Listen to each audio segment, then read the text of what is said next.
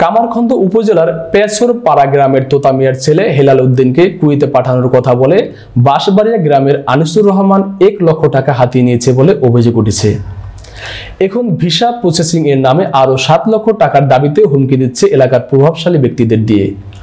মোবাইলের মাধ্যমে উপজেলার বাঁশবাড়িয়া গ্রামের শান্তা প্রমাণিক এর ছেলে আনিসুর রহমান কুয়েতে কর্মরত অবস্থা থেকে তার কোম্পানিতে শ্রমিক নেওয়ার দালালি ব্যবসার মাধ্যমে মিথ্যা আশ্বাসে 50 থেকে 60 হাজার টাকা বেতনে চাকরি দেওয়ার কথা বলে 8 লক্ষ টাকা নেওয়ার চুক্তিতে খপ্পরে ফেলে নিঃস্ব করার অভিযোগ উঠেছে কৃষক হেলালের পরিবারের।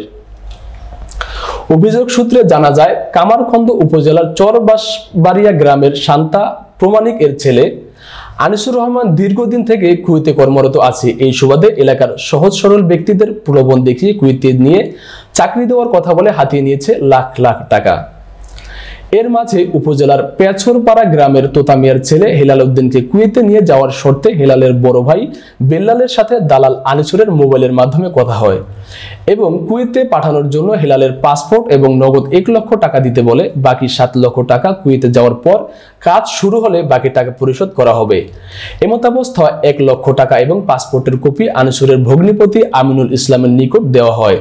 অতঃপর গত 29 জানুয়ারি বিল্লাল হোসেন হঠাৎ মৃত্যুবরণ করায় ছোট ভাই হেলাল উদ্দিন বিদেশ যেতে অনীহা প্রকাশ করে এবং দালাল আনিসুরকে জানিয়ে দেওয়া হয়। কিন্তু আনিসুর কৌশলে তার কুয়েতে কর্মস্থল থেকে একটি ভিসা মোবাইলের মাধ্যমে পাঠিয়ে হেলালের কাছ থেকে 7 লক্ষ টাকার দাবি করে। কুয়েতে না গেলেও মোট 8 লক্ষ টাকা দালাল আনিসুরকে দিতে হবে বলে মোবাইলে হুমকি প্রদান করে। এক পর্যায়ে এলাকার কিছু কুচক্রী মহলের সহায়তা নিয়ে হেলালকে অপহরণ অথবা জোরপূর্বক 8 লক্ষ টাকা আদায় করার ষড়যন্ত্র করছে। পুরা সাহেরা লিটন এরা চাইতেছে যে অগ্রে হেন থেকে হরা দিব, অগ্রে থাকতে দিব না, আঙ্গুর কা তারা হেন থাকতে পারবি না, আঙ্গুর হাতে না থাকতে থাকতে পারবি না, তোরা হেন থেকে হইরা যা, নইলে তগরা রাইতে পারলি রাইতে মারমু, নয় দিনে মারমু, তগরা একবার ব্যাগ থেকে মাইরে একবারে এই সংসার এই বাড়ি আমরা নিয়ে নিমু। এটা বলে দালাল আনিসের সাথে যোগাযোগ করে গেল, দালাল আনিসের সাথে যোগাযোগ করে দেয় বাড়ি ঘর উচ্ছেদ করতেছে, বাড়ি ঘর উচ্ছেদ করার জন্য, হ্যাঁ বাড়ি ঘর উচ্ছেদ থাকতে দিবেন না, জমি জমা সব ওই আনিসের হাতে ই কইরা ভাও কইরা এগুলা করতেছে। আরো জানেন এগুলা করতেছে, তাহলে আমরা কি করবো? এদের আমরা আইনের সহযোগিতা চাই, তাছাড়া আমার উপায় নাই।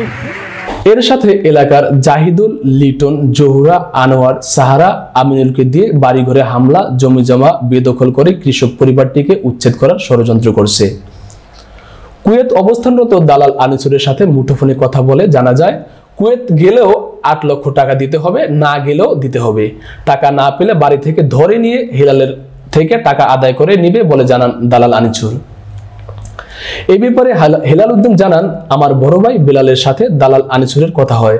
আমাকে কুয়েতে পাঠানোর জন্য 1 লক্ষ টাকা এবং পাসপোর্ট জমা দিলেই বাকি সব কাগজপত্র রেডি করে কুয়েতে রাষ্ট্রে আমাকে নিয়ে যাবে বলে যোগদান করার পর বাকি 7 লক্ষ টাকা দেওয়া হবে। রহমান এবং হেলালের বিষয়টা সম্পূর্ণ আমি জানি, বাট এটা নিয়ে গ্রামবাসী নিয়ে বলছিলাম। বসার পরে আমার কাছ থেকে 5 দিন টাইম নিয়েছিল, কিন্তু এখনো কোনো নেক্সট টাইমে বসার কোনো ফলাফল আমি পাই নাই। কিন্তু সে যা সমাধান করা বাদ দেওয়া, সে বিভিন্ন জায়গায় দৌড়াদৌড়ি করতেছে, কিন্তু এটা ঠিক না। কারণ যে ভিসাটা বের করছে কুয়েতের, সেটা জেনুইন ভিসা, এটার মধ্যে কোনো 2 নম্বরই নাই। আনিসুর রহমানের 6 লক্ষ টাকা খরচ হয়েছে, হেলাল সাহেব সে 1 লক্ষ টাকা দিছে। সে এখন কুয়েতে যাবে না। এখন আপনাদের কাছে যেহেতু 71 টিভি আপনাদেরকে জানিয়েছে ব্যাপারটা, এটা আমরা আপনাদের নিয়েই বসে একটা সমাধান করবো ইনশাল্লাহ, এই আশাবাদী করে আমি আমার বক্তব্য শেষ করছি। বিষয়টি আমার ভাই বেলাল হোসেন দায়িত্ব নিয়েছিল। হঠাৎ 29 জানুয়ারি তার মৃত্যু হলে আমি অসুস্থ হয়ে পড়ি। এমতাবস্থায় আমার কুয়েতে যাওয়ার হবে না মর্মে আনিসুলকে জানিয়ে দেওয়া হয়। তার সত্ত্বেও এলাকার কিছু কুচক্রী মহলের ইন্ধনে ও কৌশলে আমার জমি জমা বিক্রি করে কুয়েতে রাষ্ট্রে না গিয়ে আরো 7 লক্ষ টাকা তাকে দিতে হবে বলে হুমকি দেয়। আমি দিতে অস্বীকার করলে বাড়িতে আমার বড় ভাইয়ের লাশের পাশে আমাকে আনোয়ার মারপিট করে। এ সময় লিটন, আমিনুল, জাহিদুল ও অন্য অচেনা 7-8 জন লোক উপস্থিত ছিল। এরপরে মোবাইলে একাধিকবার টাকা নেওয়ার জন্য হুমকি দেয় আনিসুর। এ সময় আমার স্ত্রী এবং ভাবি এগিয়ে আসলে তাদেরকে মারধর এবং মাথায় জখম করে সামাদ প্রমাণিকের ছেলে বেলাল। আব্দুল আলিমের ছেলে জাহিদুল, সত্তারের ছেলে লিটন, জাফর প্রমাণিকের ছেলে আনোয়ার। বিষয়টি এলাকার মাতব্বরদের জানালে আমাকে বিচার দেওয়ার আশ্বাস দিলে তখন আইনগত ব্যবস্থা গ্রহণ করিনি। এ ব্যাপারে আজও কোনো বিচার পাইনি। বাধ্য হয়ে সিরাজগঞ্জ জেলা প্রশাসক ও পুলিশ সুপার বরাবর এই বিষয়ে গত 25শে মার্চ 2025 ইং তারিখে একটি লিখিত অভিযোগ দাখিল করা হয় বিষয়টি তদন্তপূর্বক আইনগত ব্যবস্থা গ্রহণের জন্য। গ্রাম পেছরপাড়া, উপজেলা কামারখন্দ, চরবাজবেড়া গ্রামে আনিসুর রহমান কুয়েতে থাকে। সে আমাকে ফোনে বলছে যে তুমি কুয়েতে আসো, তুমি অনেক টাকা কামাই করতে পারবে। তো এই কথা বলার পরে আমি আমার ভাইয়ের সাথে কথা বলি। আমার ভাইয়ের নাম মোহাম্মদ বেলাল সরকার। কথা বলার কারণে সে আমার ভাইয়ের সাথে কথা বলে আমাকে আমার ভাই পাসপোর্ট করায়া আমাকে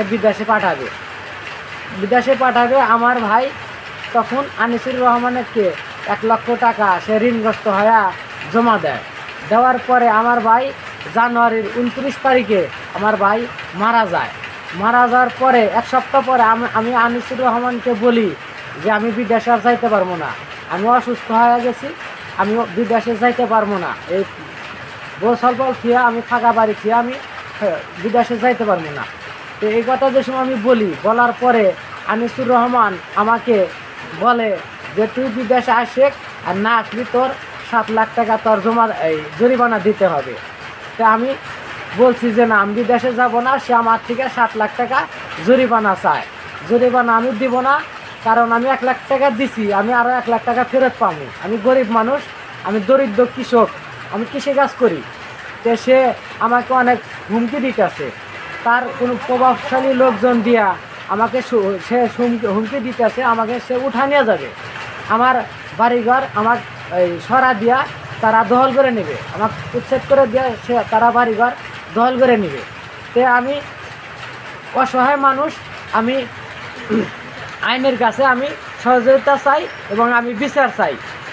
বিদেশে যাবে চাইছিল, কিন্তু আমার স্বামী আমার বাসুর মারা যাওয়ার পরে আর সে অসুস্থ হয়ে গেছে। তারপরেও আবার আমাদের থেকে মারছে, আমার নৌসার জামাই এসে আমার স্বামীকে মারছে, আমাকে মারছে। কান্দা রক্ত বাড়াইছিল, চিকিৎসা হয়েছে। তারপরে মাই মতবার বিচার দিতে হয়েছিল, কিন্তু বিচার আমরা পাইনি। তারপরেও এখনও এলাকে আরও টর্চার হইতেছে।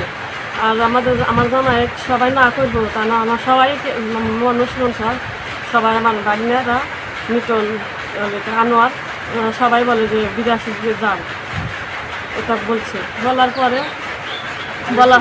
বলার পরে তারপরে ওলিকে আর আমার জামাই এলিকে হাতে সমস্যা হয়েছে, অসুস্থ হওয়ার পরে তারপরে আনিস বলছে যে 1 লাখ টাকা আমরা ভালো করে দিছি। তারপরে যে টাকা খরচ হয়েছে সে টাকা তো আমরা বলছি যে 1 লাখ টাকাই নেই, তা আমরা বলছি যে সে 7 লাখ টাকা নিব, গেলেও নিব না গেলেও নিব। তো আমার স্বামীকে যেখানে পাবো সেখানে উঠাইব। তো তারপর আমার স্বামী সারিয়া গেলি আমরা এবার তো আমরা অসহায়। তারপরেও আবার ফের আর আমার স্বামীকে সরাইয়া হেরা আমরা উচ্ছেদ করে দিল। এটা আমার মন শ্বাস বলে আমাদের বাড়ির কাছে আমাদের বাড়িতে এসে যে তারা থাকতে পারবে না, আমার সাথে না থাকলে থাকতে পারবে না।